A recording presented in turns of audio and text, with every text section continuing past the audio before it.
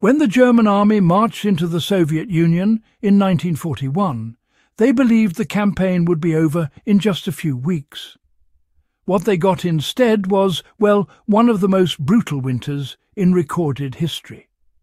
Temperatures dropped below -40 degrees Celsius, machinery froze, fuel turned to gel, and thousands of soldiers, unprepared and ill-equipped, faced death not from battle, but from the cold itself. Their supply lines were stretched thin, their winter uniforms were non-existent, and even basic shelter was, pretty scarce. Yet somehow many survived. Through improvisation, stolen tricks from locals, and sheer human resilience, German soldiers developed a series of desperate yet ingenious survival methods.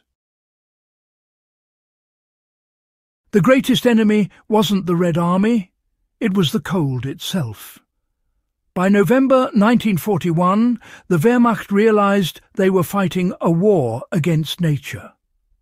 German uniforms were designed for the mild European autumn, not for Siberian blizzards. Boots lacked insulation, greatcoats were too thin, and gloves were almost non-existent.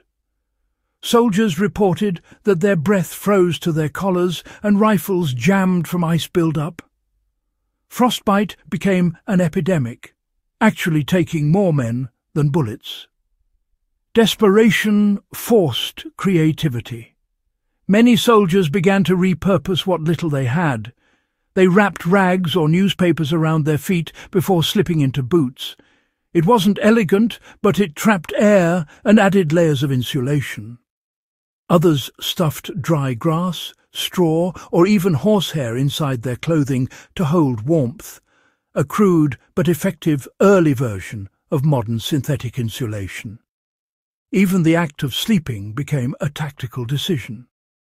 Troops dug shallow foxholes and lined them with whatever organic material they could find, twigs, straw, pine needles, then covered themselves with tarps or tent fabric to block the wind. Heat was generated not by fire, which could expose their position, but by shared body warmth and insulation from below. In survival terms, they learned what modern cold-weather experts still teach: ground insulation is as important as clothing. They copied survival habits from Russian peasants and partisans. It didn't take long for German soldiers to notice that local villagers survived the same deadly cold with far less. Soviet peasants relied on habits passed down for centuries, and the observant Germans adopted them quickly. One of these methods was layering with natural fibres. Wool, linen and fur were prized, and when supplies ran out, soldiers bartered or looted civilian clothing: shawls, coats, mittens and fur hats. Another was diet. Russians consumed high-fat meals, animal lard, potatoes and fermented foods to fuel their bodies through long nights. German rations were low in fat and calories, so soldiers began hoarding butter, bacon and grease whenever they could. Fat provided sustained energy and heat production, a principle that modern survivalists still rely on when preparing for cold exposure. There's also the psychological side. The locals had a rhythm to winter. They moved slower, avoided sweating, and stayed dry at all costs. Germans learned this the hard way. Those who tried to march fast or dig trenches too vigorously often sweated through their clothes. Once wet, the garments froze, and death followed. By pacing themselves and learning to balance exertion with rest, many managed to adapt and survive the deep freeze. For anyone camping or surviving in winter today, the lesson is simple but timeless.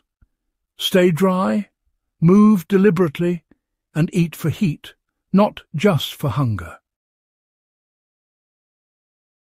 Improvised heating and shelter became the difference between life and death. When tents froze solid and vehicles became useless blocks of ice, German units began to repurpose ruins, barns, and even abandoned dugouts as makeshift shelters. They learned to line walls with straw and clay to seal cracks, conserving body heat. Inside, small fires were built in metal cans or fuel drums with holes punched in the sides, allowing smoke to vent out through the roof. One ingenious trick documented by survivors was the soup pit. Soldiers would dig a small depression in the ground, light a fire, let the earth warm up, then cover it and sleep over it, using the stored ground heat as primitive underfloor heating. This concept, actually mirrors today's earth heating shelters used by cold weather survivalists. When fuel was unavailable, soldiers turned to animal fat or kerosene-soaked cloth to make fat lamps, which provided both light and warmth. A small tin filled with melted grease and a rag wick could burn for hours, offering crucial psychological comfort as well as physical heat. For a modern version, campers can replicate this by melting candle wax or cooking oil into a tin for a long-lasting, low-tech heater.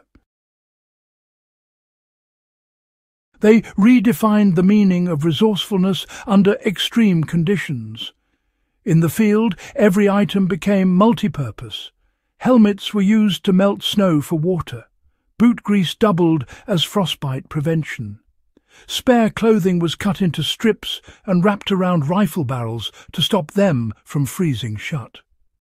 When ammunition boxes ran out, they became fuel for fires. Even snow was used as a cleaning tool. Rubbing it over hands and metal gear removed grime without wasting water. But perhaps the most underrated survival factor was mental adaptation. Those who survived longest were not the strongest or most equipped. They were the ones who accepted the new reality quickly. They stopped waiting for resupply and started thinking like survivors, not soldiers. They rationed carefully, learned from locals, shared resources, and stayed moving. That mindset is just as vital today. Whether you're dealing with a blizzard, power outage, or survival scenario, adaptation begins with acceptance.